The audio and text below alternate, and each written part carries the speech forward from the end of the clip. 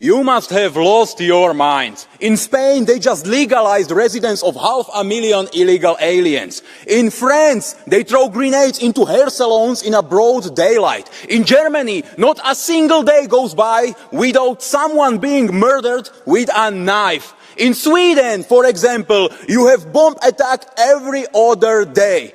I can continue, but you just don't care. Those are not real problems for the European left-wing politicians. No, you are going to solve the situation in Minnesota. You are seriously discussing here the rule of law in the United States and criticizing American government for deporting illegal aliens, for deporting criminals out of their territory in the same time when Western European cities are gradually turning into war zones. We should do exactly the same. We should deport them from Europe and not legalize their stay. We should listen to them and not what you are proposing to all of us. Everybody can see now you are enemies of Europe. You hate our nations, and you want to destroy the future for our children. We should stop you. We should defeat you politically if we want to survive. Otherwise, it will be the end of Europe.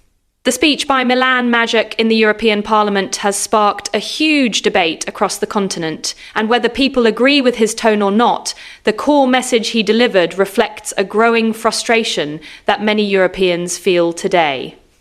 In his remarks directed at Ursula von der Leyen, the President of the European Commission, Mazurek essentially accused the current leadership of the European Union of ignoring the real concerns of ordinary citizens. His argument is simple but powerful. While European leaders spend time lecturing other countries about democracy and the rule of law, many people believe that serious problems at home are not being addressed with the urgency they deserve. What made the speech stand out is that it tapped into a broader conversation happening across Europe. Mazurek pointed to decisions in countries like Spain, where immigration policy has been a major political topic, and he contrasted that with what he sees as rising public anxiety about safety and social cohesion in parts of France, Germany, and Sweden. Whether one agrees with his interpretation or not, his argument reflects a sentiment shared by many voters who feel that migration policy and internal security are among the most pressing issues facing the continent. Mazurek criticized what he described as a disconnect between European leadership and everyday citizens.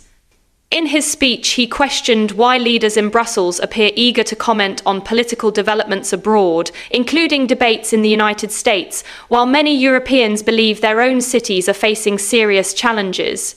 He specifically mocked the idea of European politicians discussing the rule of law in the American state of Minnesota while, in his view, failing to fully confront problems at home.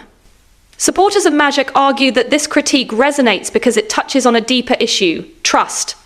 Across the European Union, trust in institutions has fluctuated over the past decade as people debate globalization, migration, economic inequality, and national identity. For many voters, the question is not just about policy details, but about whether the political establishment is truly listening. In that sense, Mazurek's call for stronger action on illegal immigration is part of a much wider political movement. Across Europe, parties on both the right and the centre have begun discussing stricter border controls, faster deportation procedures for those who do not qualify for asylum, and reforms to the asylum system itself.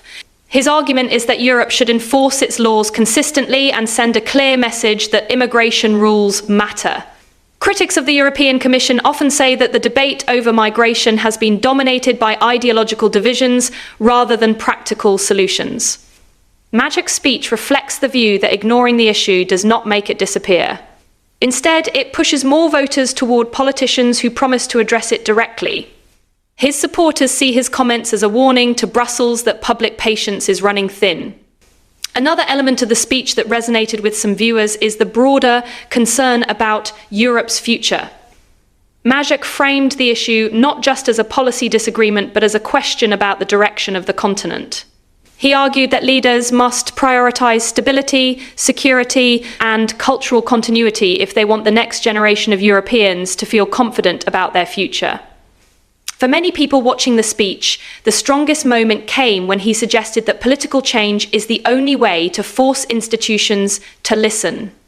Importantly, he framed that change as something that must happen democratically through elections and political debate. That reflects the reality that across Europe, voters increasingly use elections to express their dissatisfaction with the status quo. Of course, supporters of the current European leadership strongly disagree with Mazurek's interpretation. They argue that the European Union has already taken steps to reform migration policy, strengthen border protection, and cooperate with member states. They also warn that overly harsh rhetoric risks deepening divisions within European societies. But regardless of where someone stands politically, speeches like this reveal the intensity of the debate currently shaping Europe. Questions about sovereignty, immigration, security, and the role of supranational institutions are not going away anytime soon. The fact that a member of the European Parliament would stand up and directly challenge the leadership of the Commission shows just how contested the political landscape has become. What Mazurek ultimately tried to do was channel a sense of urgency. His message to the leadership in Brussels was that many Europeans believe their concerns are not being taken seriously enough. By calling for political change, he was urging voters and leaders alike to rethink how Europe addresses the challenges of the coming decades. Whether people see his speech as courageous truth-telling or as overly confrontational politics, it undeniably captured a moment in European politics where frustration, fear, and demands for reform are colliding in a very visible way. And that is why the remarks aimed at Ursula von der Leyen have attracted so much attention. They reflect a larger struggle over the future direction of Europe and who gets to decide it.